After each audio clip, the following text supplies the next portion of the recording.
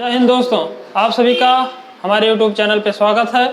आज इस वीडियो में हम आप लोगों को बताएंगे क्लास 10th में फिजिक्स के इलेक्ट्रिक चैप्टर विद्युत धारा चैप्टर के जितने भी न्यूमेरिकल्स हैं उनका सोल्यूशन आपको इस वीडियो में मिलेगा। आप हमारे साथ वीडियो के अंत तक बने रहिए ताकि आपको प्रत्येक सवाल अच्छे तरीके से समझ में आ सके। चलिए देखते हैं। इसमें पहला सवाल जो है वो दिया गया है कि प्रतिरोध R के किसी तार के टुकड़े को 5 बराबर भागों में काटा जाता है।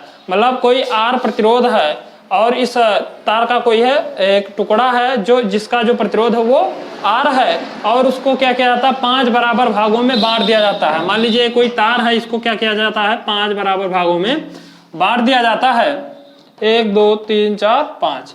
तो और इसका जो प्रतिरोध है इस पूरे का वो क्या है R है। इसको बराबर बराबर भागों में बांटा गया, यानी इसको हम क्या मान लें R/5 इक्वल टू क्या हो जाएगा R1 equal to R2 equal to R3 equal to R4 equal to R5। ये हमने क्या किया सभी को, यानी इस R/5 यानी R को 5 बराबर भागों में बांटने के लिए क्या किया R1 बराबर R2 बराबर R3, क्योंकि सभी भाग क्या आपस में बराबर हैं। यदि संयोजन का तुल्य प्रतिरोध क्या है R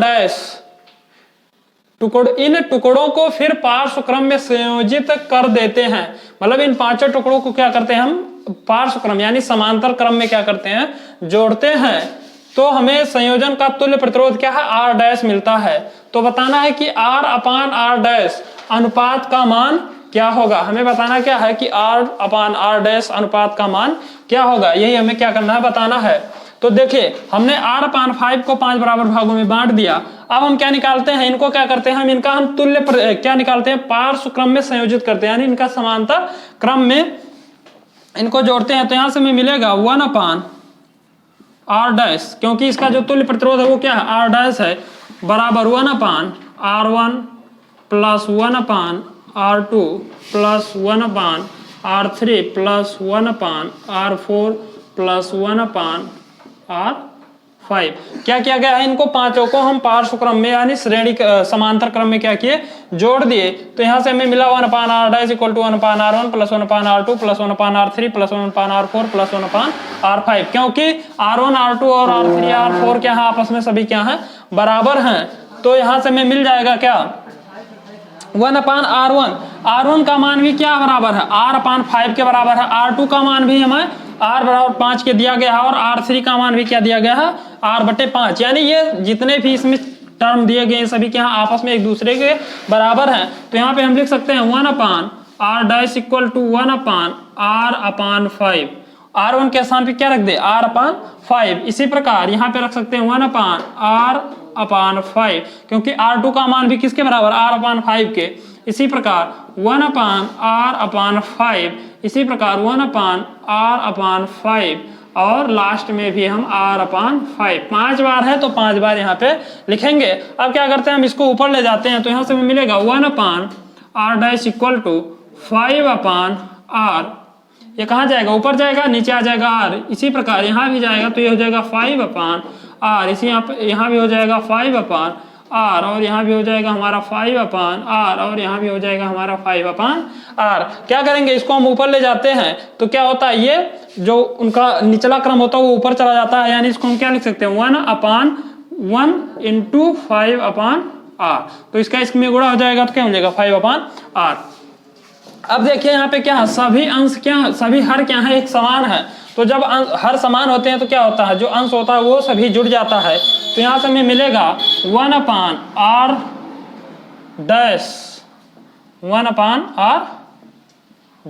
equal to 5 plus 5 plus 5 plus 5 plus 5। 5 बार दिया गया है बटे R।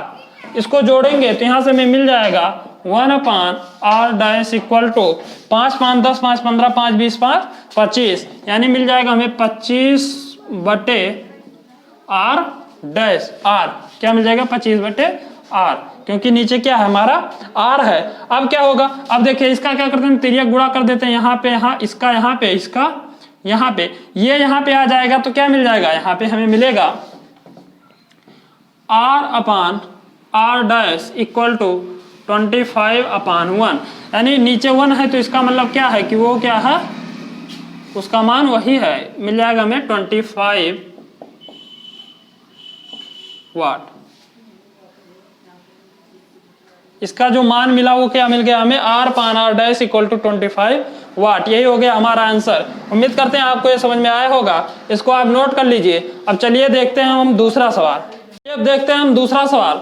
दूसरा सवाल दिया गया है कि किसी विद्युत बल्ब का अनुपातांक 220 वोल्ट 100 वाट है। मतलब कोई विद्युत बल्ब है जिसपे मान क्या दिया गया, मतलब लिखा गया है कि उसकी जो शक्ति है वो क्या है, 220 वोल्ट लिखा ही रहता है बल्बों पे, और वो 100 वाट का है। जब इसे 110 वोल्ट पर प्रचालित करते हैं, जब क्या करते हैं हम उस बल्ब को 110 वोल्ट पे अगर हम उसको चालू करें या जलाएं, तब इसके द्वारा उपयुक्त शक्ति कितनी होगी। तो जब ये 110 वोल्ट पर कार्य कर रहा होगा तो उस समय यह कितनी शक्ति को क्या करेगा, अर्जित करेगा, यानी कितनी शक्ति को खर्च करेगा। तो यही हमें बताना है। सबसे पहले क्या होता है, जो भी सवाल आपको सॉल्व करना है उसके में जो जो चीज दिया गया हो उसको लिख लीजिए, और जो चीज ज्ञात करना हो उसको लिखना बहुत ही आवश्यक है, क्योंकि आपको जब यही नहीं मालूम रहेगा कि हमें ज्ञात क्या करना और दिया क्या गया है तो आप सोल्यूशन कैसे उसका देंगे। तो सबसे पहले क्या करते हैं, इसमें जो भी चीजें दी गई उसको हम लिख लेते हैं। इसमें हमें 220 वोल्ट, अब आप लोग जानते होंगे, देखिए मात्रक जितने भी हमने वीडियो जो भी बढ़ाया है कि शक्ति का मात्रक क्या होता है, विभव का मात्रक क्या होता है, और ऊर्जा का मात्रक क्या होता है, धारा का मात्रक क्या होता है, ये सब अगर आप जान रहे हैं तभी कोई भी सवाल आप लगा पाएंगे। क्योंकि यहाँ पे देखिए, यहाँ पे क्या दिया गया 220 वोल्ट। अब मात्रक क्या है, वोल्ट है, इसका मतलब यहाँ पे किसका मान दिया गया, V का मान। V मतलब विभवांतर, विभव का मान यहाँ पे दिया गया है 220 वोल्ट। तो यहाँ पे लिख लेंगे V = 220 वोल्ट। दूसरा हमें दिया गया 100 वाट। 100 वाट, वाट किसका मात्रक होता है तो आप जानते होंगे शक्ति का मात्रक होता है। तो शक्ति का मात्रक क्या है, 100 वाट, यानी P = हमें दिया गया है 100 वाट। अब क्या करते हैं, ये तो हमें दिया गया उस बल्ब पे, ये हमें दिया गया, हमें यूज कब किस पे करना है, 110 वोल्ट पे। यानी जो हमें ज्ञात करना वो 110 वोल्ट पे हमें ज्ञात करना क्या, पावर। यानी 220 वोल्ट का बल्ब क्या करता है, 100 वाट पावर लेता है, तो 110 वोल्ट पे जब उसको चालू करेंगे तब वो कितना वाट का पावर लेगा, यही हमें ज्ञात करना है। तो इसके लिए आप एक फार्मूला पढ़े होंगे, क्या, P = होता है V²/R। क्या होता है, P = होता है V²/R। परंतु यहाँ पे हमें R का मान नहीं ज्ञात है, लेकिन इसमें क्या करते हैं हम P का मान और V का मान हमें ऑलरेडी दिया गया। यहाँ पे देखिए V का मान, यहाँ पे दिया गया है P का मान। तो इन दोनों को मानों को क्या करते हैं हम यहाँ पे रखते हैं, तो यहाँ से हमें R का मान मिल जाएगा। तो यहाँ से हमें क्या मिलेगा, R = V²/P। क्या किए, इस P को यहाँ पे ले आए, इस R को यहाँ पे ले आए, तो यहाँ से मिल गया R = V²/P। इस पे मान रखते हैं तो यहाँ से मिल जाएगा 220 का स्क्वायर बटे 100, या इसको हम लिख सकते हैं 220 का स्क्वायर, यानी 22 का वर्ग जब होगा कितना होगा, 484 होता है। उसके आगे क्या कीजिए, 2 जीरो बढ़ा दीजिए, यानी ऐसे मिल जाएगा 484, कितना मिल जाएगा, इकाई, दहाई, सैकड़ा, हजार, 10,000, 48,400 बटे 100। यहाँ से 2 जीरो क्या हो जाएगा, कैंसिल हो जाएगा, ये मिल जाएगा हमारा रेजिस्टेंस 484 ओम। यानी R का जो मान मिला वो क्या मिल गया, 484 ओम। अब इसी मान से हम क्या कर सकते हैं, P का मान ज्ञात कर सकते हैं। इसी फार्मूले का यूज करेंगे, तो यहाँ से हम अगर R का मान निकालेंगे तो हमें R का मान हमें मिल गया है। यहाँ से अगर हम P का मान निकालेंगे तो P = होता क्या है, आप लोग जानते हैं V²/R। अब यहाँ पे V का मान हमें क्या रखना है, 110 वोल्ट, क्योंकि ये दिया गया हमें ज्ञात किस पे करना है, 110 वोल्ट पे। तो यहाँ पे रख देंगे 110 का स्क्वायर/R का मान मिल गया हमें 484 ओम। इसका स्क्वायर करेंगे तो 11 के दहिया होता है 121, उसके आगे 2 जीरो बढ़ा दीजिए, बटे 484 से इसमें भाग कीजिए तो मिलेगा, यहाँ पे हम भाग कर रहे हैं, 484 से भाग कीजिए 121 12,100 में भाग करेंगे तो यहाँ पे अगर हम 2 बार ले जाएं तो कितना मिलेगा, 2 चौक 8 और 2 8 16 के 6 और 2 चौक 8 1 9, 10 में से 8 घटाएंगे 2 बचेगा, यहाँ बचेगा 10 में से 6 घटाएंगे 4 बचेगा, यहाँ बचेगा 11 में से 9 घटाएंगे 2 बचेगा, आगे बचा 1 0। अब क्या करेंगे, 4 पंचे 20, अगर 5 बार ले जाएं तो 5 5 चौक 20 के 0, 5 8 40, 2 42 और 5 चौक 20, 4 24। ये हो जाएंगे हमारे भागफल जो आया कितना 25। यानी यहाँ से जो हमें पी का मान मिला वो कितना मिल गया 25 वाट। यहाँ पे जो हमें पी का मान मिला वो कितना मिला 25 वाट। यानी अगर इस बल्ब को हम 110-20 वोल्ट पर क्या करेंगे प्रचालित करते हैं तो उसके द्वारा उपयुक्त तो शक्ति जो होगी वो क्या होगी 200 कितना होगा 25 वाट। इसको आप नोट कर लीजिए। यदि ना समझ में आए तो एक बार फिर से वीडियो को बैक करके आप देख सकते हैं। अब चलिए देखते हैं हम तीसरा सवाल। ये देख लेते हैं तीसरा सवाल। तीसरा सवाल क्या दिया गया है कि 2 चालक तार जिनके पदार्थ लंबाई तथा व्यास समान है, मतलब कोई 2 चालक तार है जो क्या है जिसकी लंबाई और व्यास, मतलब ये एक तार हो गया ये, तो इसकी जो लंबाई होगी ये लेंथ और इसका जो व्यास यानी ये जो जितना गोल होगा मतलब उसका व्यास, मान लीजिए तार है तो ये जो व्यास है ये राउंड वाला पूरा वो क्या है बराबर है, दोनों का क्या है बराबर है। और किसी विद्युत परिपथ में पहले श्रेणी क्रम में और फिर पार्श्व क्रम में संयोजित किए जाते हैं। मतलब इन दोनों तारों को क्या करते हैं पहले हम क्या करते हैं श्रेणी क्रम में, यानी इस प्रकार से एक ये हो गया तो यहाँ पे एक ये दूसरा, यहाँ पे ये तीसरा, इसी प्रकार से श्रेणी क्रम में। और फिर क्या करते हैं इसको हम समांतर क्रम में यानी इस प्रकार से क्या करते हैं हम ऐड करते हैं। श्रेणी क्रम एवं पार्श्व क्रम संयोजन में उत्पन्न ऊष्माओं का अनुपात क्या होगा। तब हमें बताना कि यदि इसको क्या करते हैं श्रेणी क्रम में जोड़ते हैं तब उसमें कितनी ऊष्मा उत्पन्न होगी, और यदि उसको हम पार्श्व क्रम में जोड़ते हैं तो उसमें कितनी ऊष्मा उत्पन्न होगी। यानी इसमें हमें आप लोगों ने पढ़ा होगा विद्युत धारा का तापीय प्रभाव, उसी फार्मूले का यूज करना है और हमें बताना है कि इन दोनों क्रम में जो ऊष्मा उत्पन्न होगी उनका अनुपात क्या होगा, यह हमें ज्ञात करना है। तो चलिए शुरू करते हैं। देखिए तार क्या है लंबाई और व्यास में समान है तो उनका जो प्रतिरोध होगा वो भी समान होगा, क्योंकि जो तारों का प्रतिरोध होता है वो उसकी लंबाई और व्यास पर निर्भर करता है। जब क्या उनका व्यास भी समान है और लंबाई भी समान है तो उनका प्रतिरोध भी क्या होगा ऑलरेडी समान होगा। इसलिए यहाँ पे लिखेंगे R1 इक्वल टू R2, क्या होगा R1 इक्वल टू R2। मान लेते हैं कि तार का यहाँ पे लिखेंगे माना तार का प्रतिरोध, तार का तुल्य प्रतिरोध क्या है कैपिटल R है। तार का तुल्य प्रतिरोध क्या है कैपिटल R है। तब R1 और R2 जो होगा वो किसके बराबर होगा R के बराबर होगा।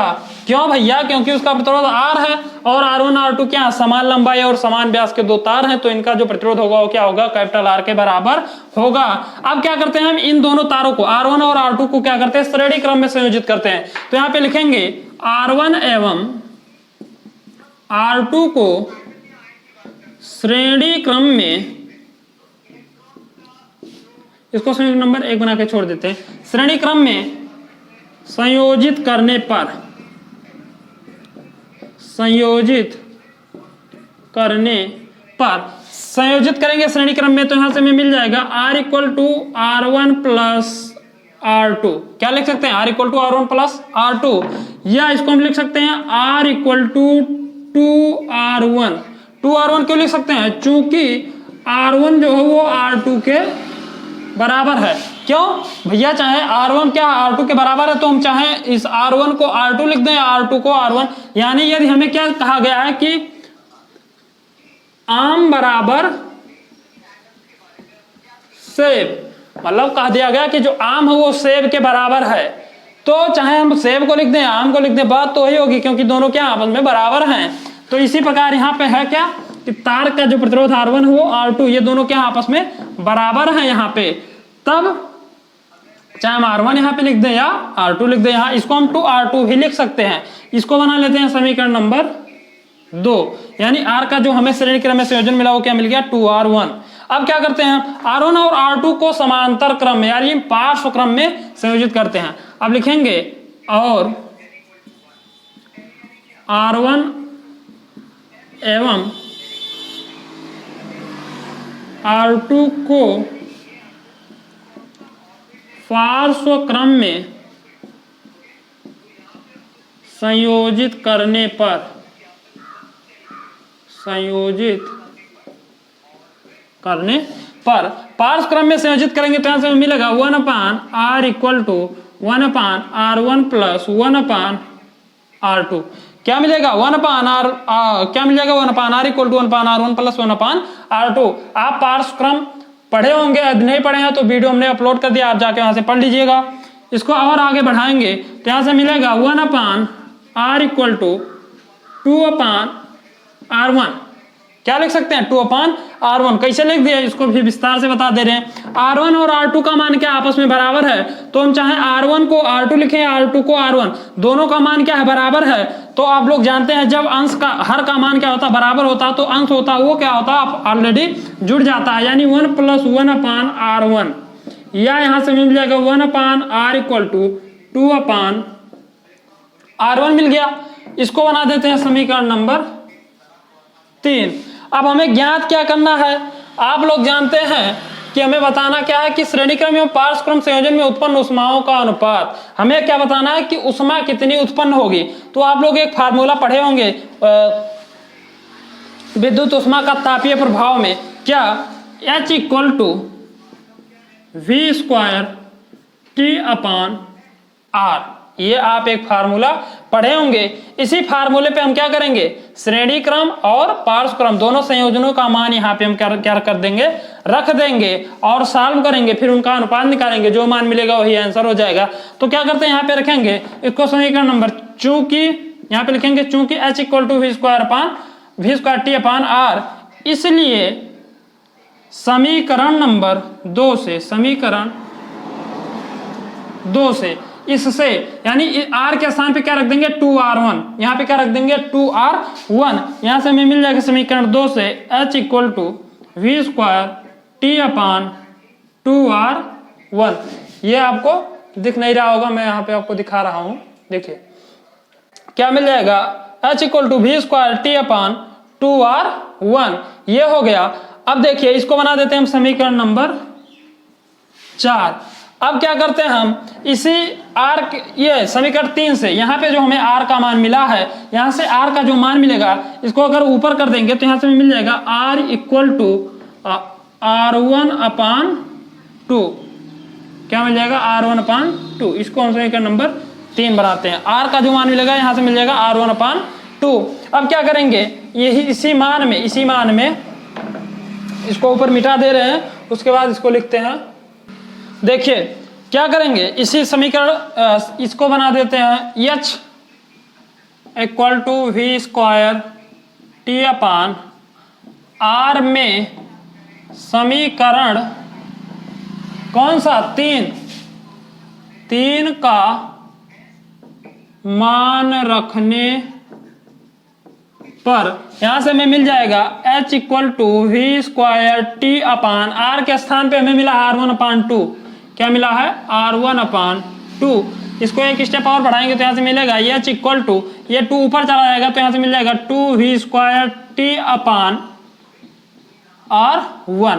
इसको बना देते हैं हम समीकरण नंबर 5। हमें बताना क्या है, देखिए जब हम इसको क्या करते हैं श्रेणी क्रम में तो इसको H मान लेते हैं, और जब इसको पार्श्व क्रम में तो इसको मान लेते हैं कि पार्श्व क्रम में जो उत्पन्न उष्मा है वो H' है और श्रेणी क्रम में क्या है H है। तब यहाँ पे आप लिखेंगे कि अब श्रेणी क्रम एवं पार्श्व क्रम में उत्पन्न उष्माओं का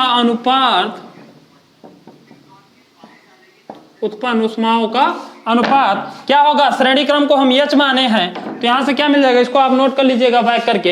यहां से हमें मिलेगा H/H' इक्वल टू H का मान कितना है, यहाँ पे है v² T/r1